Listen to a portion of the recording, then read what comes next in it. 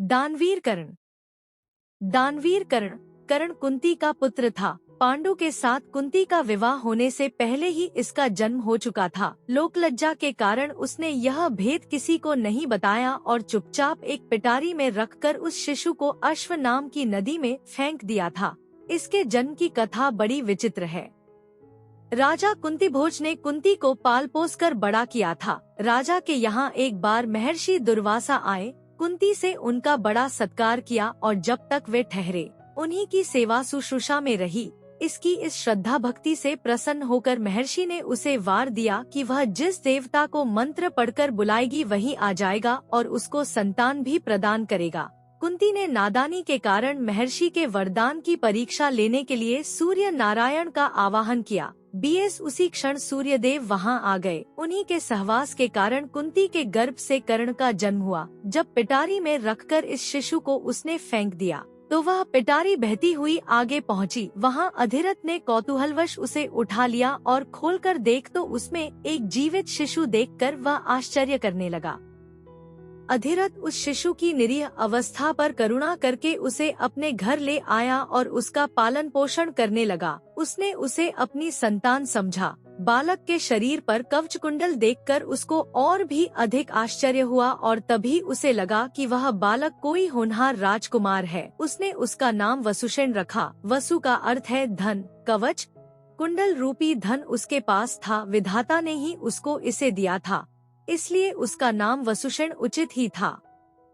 वसुषेण जब कुछ बड़ा हुआ तो उसने शास्त्रों का अध्ययन करना आरंभ कर दिया। वह सूर्य का उपासक था। प्रात काल से लेकर संध्या तक वह सूर्य की उपासना ही किया करता था। दानी भी बहुत बड़ा था। उपासना के समय कोई भी आकर उससे जो कुछ भी मांगता वह बिना हिचकिचाए उसको दे देता था। अमूल्य से अमूल्य वस्तु से उसको मोह नहीं था। उसका गौरव तो दानवीर कहलाने में था और अपने कृत्यों से उसने वास्तव में यह सिद्ध भी कर दिया कि वह दानवीर था।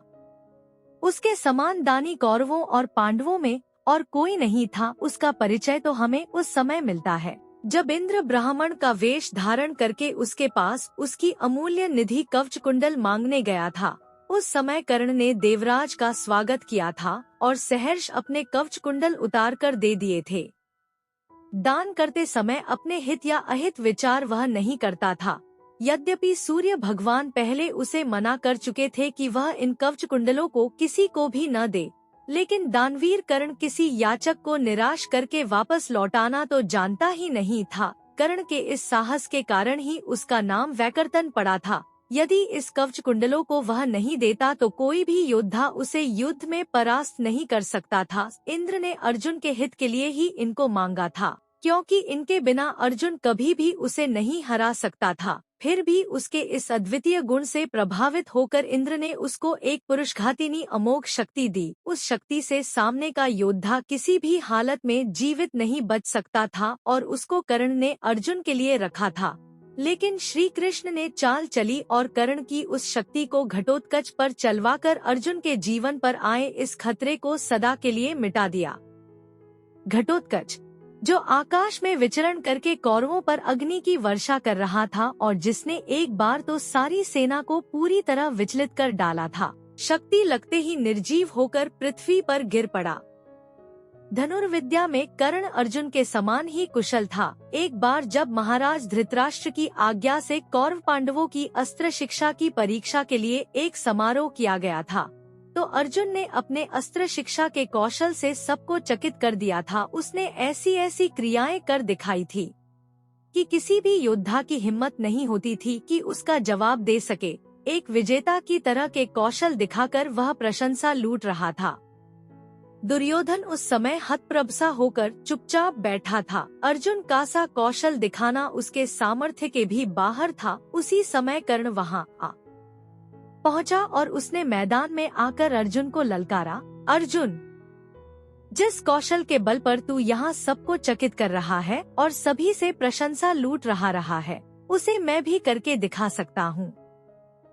यह कहकर उसने धनुष पर बाण चढ़ाकर वही सब कुछ कर दिखाया जो अर्जुन ने किया था। चारों ओर से कर्ण की जय जयकार होने लगी। दुर्योधन का चेहरा अर्जुन के प्रतिद्वंद्वी को देखकर खिल उठा। उसने उसे हृदय से लगा दिया। उसने उसे अर्जुन के साथ द्वंद्व युद्ध करने के लिए प्रेरित किया। दुर्योधन की बात मानकर उसने अर्जुन को इसके लिए चुनौती दी। अर्जुन द्वंद्व युद्ध के लिए तैयार हो गया। अब झगड़ा बढ़ने की आशंका थी, इसलिए कृपाचार्य ने बीच में हस्तक्षेप करते हुए कहा कि राजकुमार के साथ राजकुमार का ही द्वंद्व युद्ध हो सकता है। चूँकि कर्ण सूत के द्वारा पाले हुए हैं, इसलिए इनके गोत्र, कुल आदि का ठीक ठीक पता न होने के कारण इनको अर्जुन से द्वंद्व युद्ध करने का अधिकार नहीं है।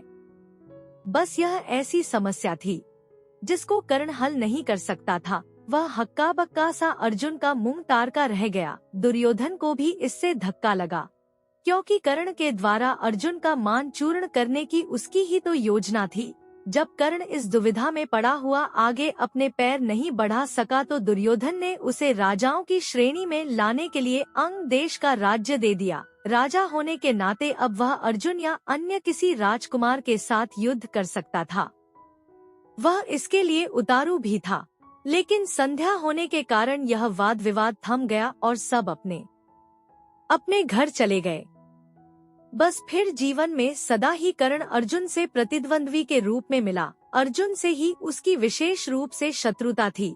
वह उसकी प्रसिद्धि को सह नहीं सकता था। अनेक स्थलों पर वह अर्जुन के सामने आया, लेकिन अपना कुलगोत्र न बता सकने के कारण उसे सामने से हटना पड़ा। वह सूत पुत्र कहलाता था, क्योंकि सूत ने ही उसको पाला था। इसी कारण द्रौपदी के स्वयंवर में भी घूमती मछली की आंख बेधने की सामर्थ्य रखते हुए भी उसको अवसर नहीं दिया गया। स्वयं द्रौपदी ने ही सूत पुत्र कहकर उसका अपमान किया था और उसकी पत्नी बनने से इनकार कर दिया था। सूत पुत्र को क्षत्रिय कन्या का वरण करने का अधिकार नहीं है।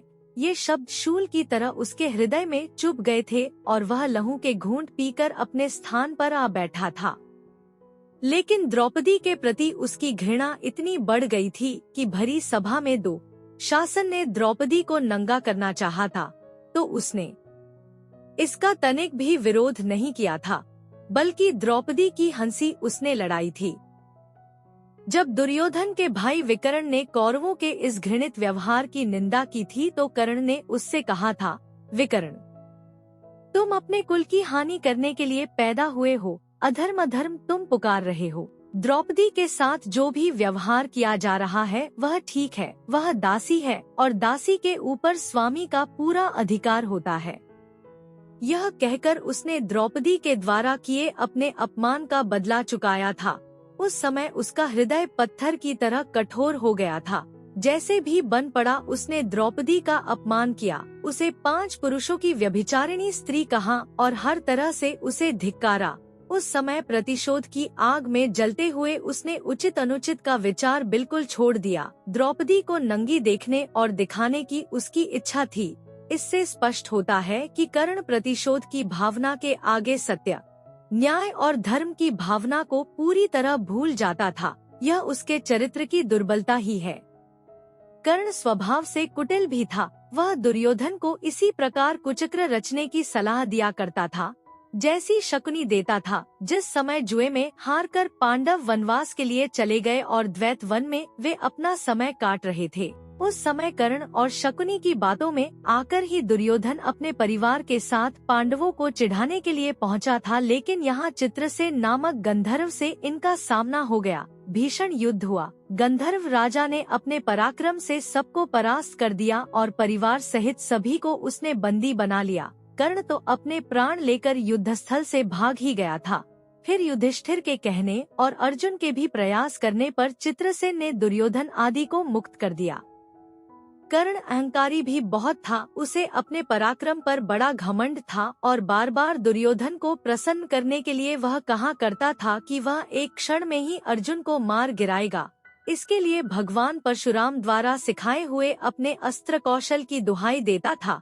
यहाँ तक कि भीष्म पितामह, गुरु द्रोणाचार्य आदि के सामने भी वह अपनी शेखी बघारने से बाज नहीं आता था। एक दिन पितामह से न रहा गया। उन्होंने इसे फटकारते हुए कहा, दुर्भिमानी कर्ण, व्यर्थ की बात क्यों किया करता है। खांडव दाह के समय श्री कृष्ण और अर्जुन ने जो वीरता प्रकट की थी उसको याद करके तुझे लज्जित होना चाहिए, क्या तू श्री कृष्ण को साधारण व्यक्ति समझता है? वे अपने चक्र से तेरी उस अमोघ शक्ति को खंड खंड कर देंगे। व्यर्थ दम करना एक सच्चे वीर का गुण नहीं है। पितामह की यह बात सुनकर कर्ण क्रुद्ध हो उठा और उसने झल्लाकर अपने शस्त्र फेंक दिए और कहा, पितामह ने सभी के सामने मुझे लज्जित किया है। अब तो इनकी मृत्यु हो जाने पर ही मैं अपना पराक्रम दिखाऊंगा। इसी दुराग्रह के कारण जब तक भीष्म पितामह जीवित रहकर युद्ध करते रहे, कर्ण ने युद्ध में हाथ नहीं बटाया। जब उसने सुन लिया कि वे धराशायी हो चुके हैं, उस क्षण प्रसन्न होकर वह दुर्योधन के पक्ष में आकर शत्रु से युद्ध करने लगा। गुरु द्रोण के पश्चात कौरवसेना का तीसरा सेनापति वही था। इस वृत्तांत से यही स्पष्ट होता है कि वह अत्यधिक क्रोधी स्वभाव का था। सदा अहंकार में उसकी बुद्धि डूबी रहती थी और इस कारण बुद्धिमानों की बातें भी बुरी लगती थी। इसके विपरीत अर्जुन धीर बुद्धि और विनयशील था। इस सब के होते हुए भी कर्ण अपनी बात का धनी था। जो कुछ भी वचन वह दे देता था, उससे हटना तो वह जानता ही नहीं था। श्री कृष्ण ने उसे यह बता दिया था कि वह कुंती का ज्येष्ठ पुत्र है और साथ में उन्होंने उससे पांडवों की ओर मिल जाने का आग्रह भी किया था। लेकिन सब कुछ सुनकर भी उसने दुर्योधन के साथ विश्वासघात करना उचित नहीं समझा। श्री कृष्ण ने कहा था, कर्ण, भाइयों के विरुद्ध लड़कर उनको मारने की कामना करना पाप है। इसलिए तुम कौरवों का साथ छोड़कर पांडवों का पक्ष ले लो। युधिष्ठिर तुम्हें अपना अग्रज मानकर अपना जीता हुआ साम्राज्य तुम्हें ही दे देंगे।